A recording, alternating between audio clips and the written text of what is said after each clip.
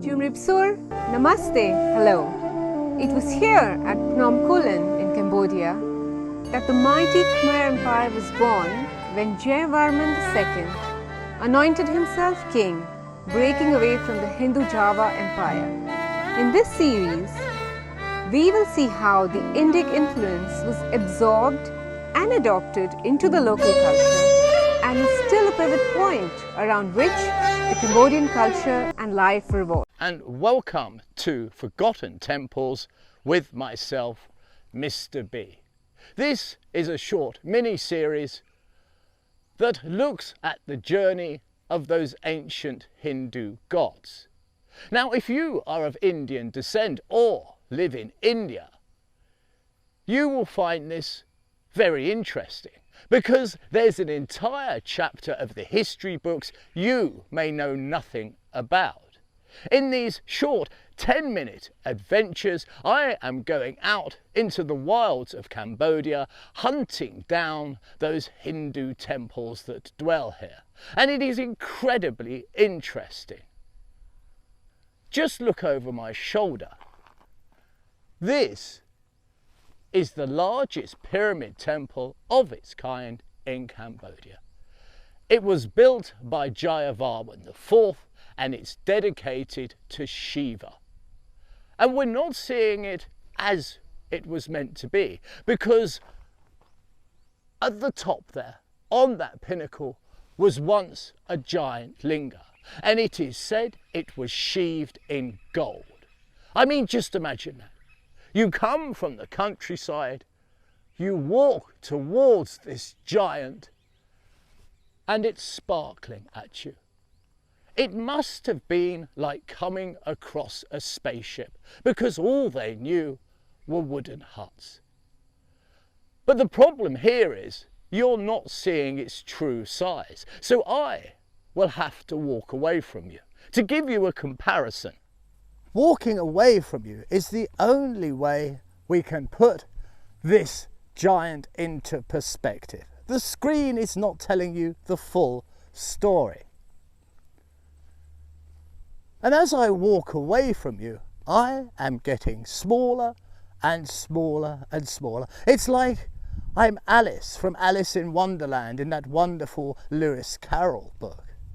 I have taken the magic potion and I am shrinking fast. But in this case, it is the whole point of the temple. The amount of love, labour, devotion that went into this temple was for a solitary point, and that was to elevate the mighty God. But in doing so, they made me look so very insignificant, because I am in the presence of greatness.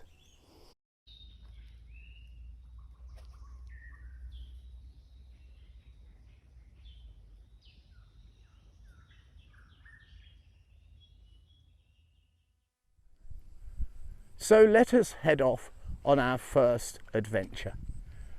Now, I chose this site because it is so unique. It has such an incredible visual impact, and that's what that ancient king intended when he commissioned this site. The labour that went into it is quite simply astonishing. But what is more astonishing is when we get to the top, I'll be able to show you how this temple is placed. And where it sits is in the middle of an abandoned city. There is an entire ancient capital here, and it's all been reclaimed by the jungle. King Jayavarman IV had not only the skills, but also the will to build something on such a mammoth scale. He actually came from this area, and so this is where he placed his capital. But that's all very well, having the will and the funds to take on such an enormous project. What really makes buildings like this is devotion. The devotion to the God you are looking to find favour with. And my goodness, Shiva must have looked down and been mightily impressed. It is not just this humongous mark of faith that would have impressed Shiva. It would have been the entire city that the king built, because it was called Lingapura. It was the city of the Shiva lingas. And in these brief videos, I'll be showing a few temples from this side, and it is quite staggering, because what you must keep in mind is the entire city was built within 20 years. But things changed, because at his death, his son took over. But the city almost immediately fell into decline. The people really didn't want to be here, because the arable land is not that fertile.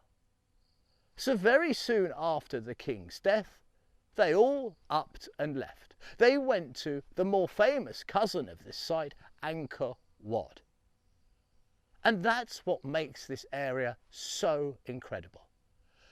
The entire city was then just consumed by the jungle. And it's like it was held in a freeze frame. It's very reminiscent of what happened at Pompeii.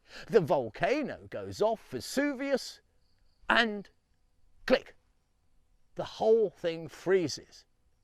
So coming here is absolutely fascinating.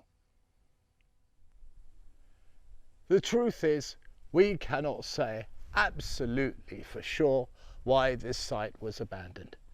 But speaking to scholars before I came here, they said the agricultural quality of the land certainly was a contributory factor.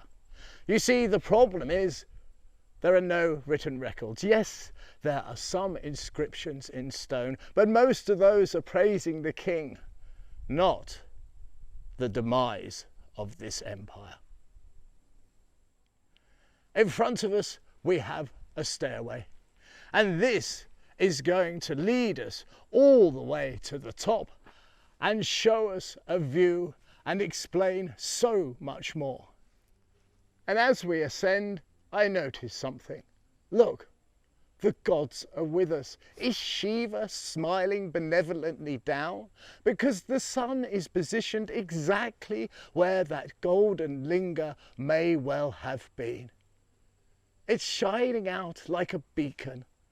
And that, I believe, was the purpose for the linga being put atop of such a mighty pyramid.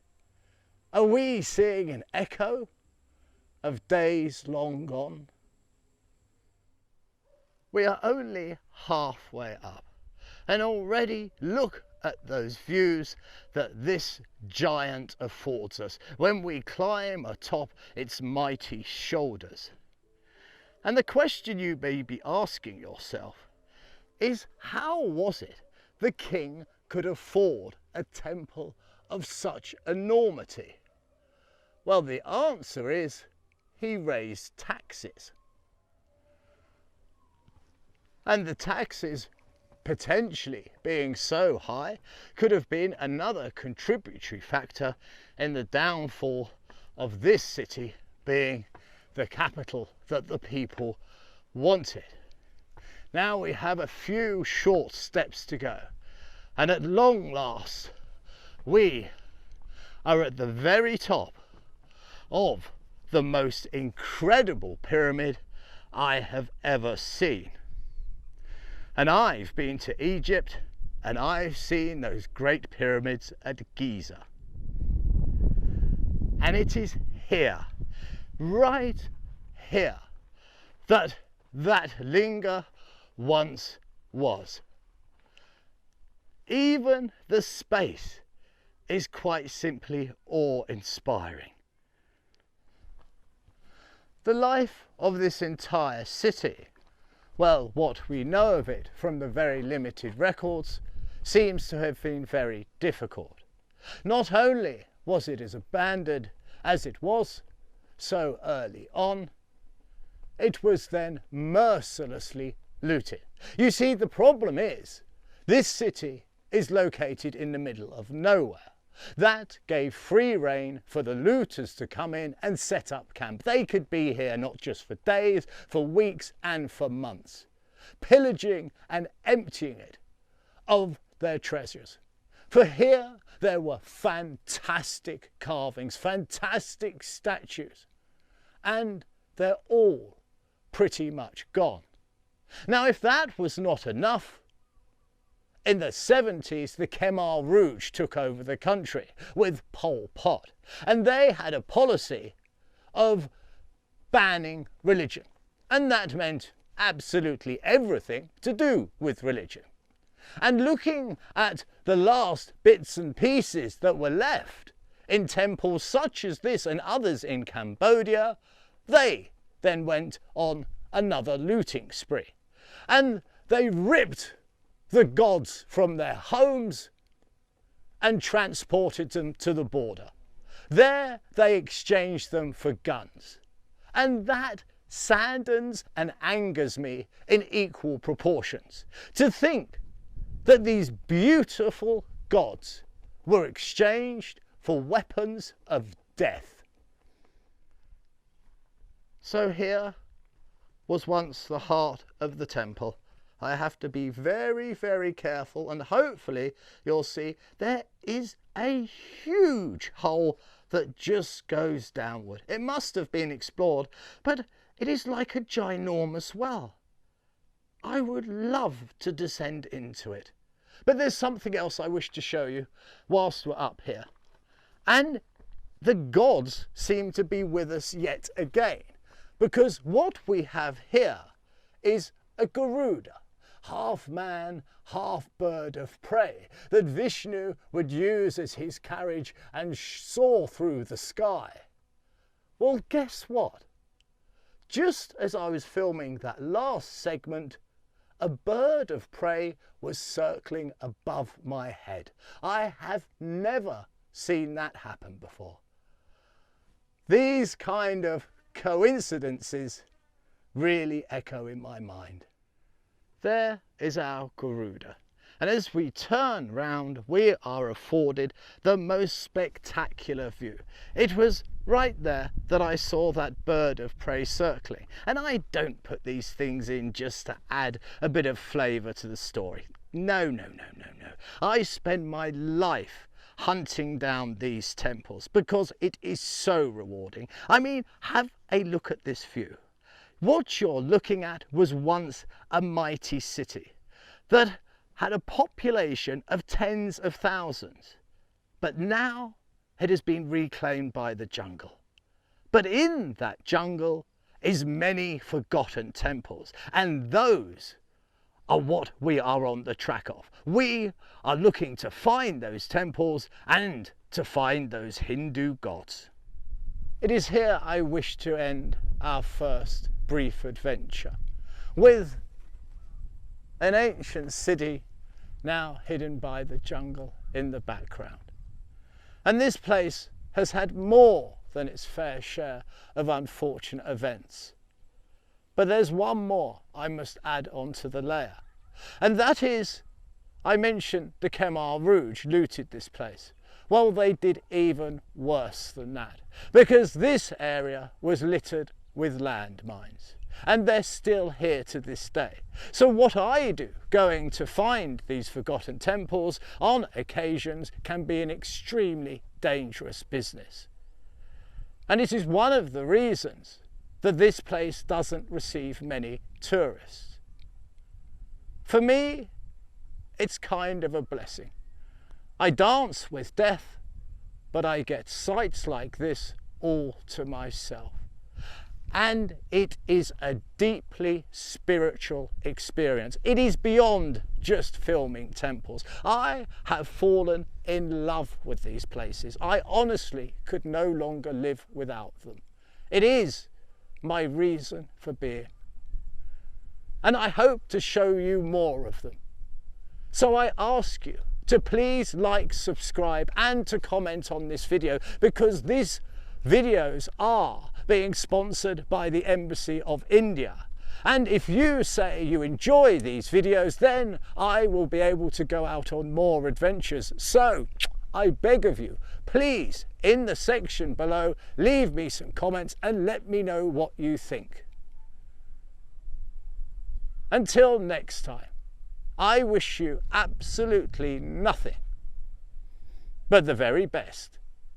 You take good care.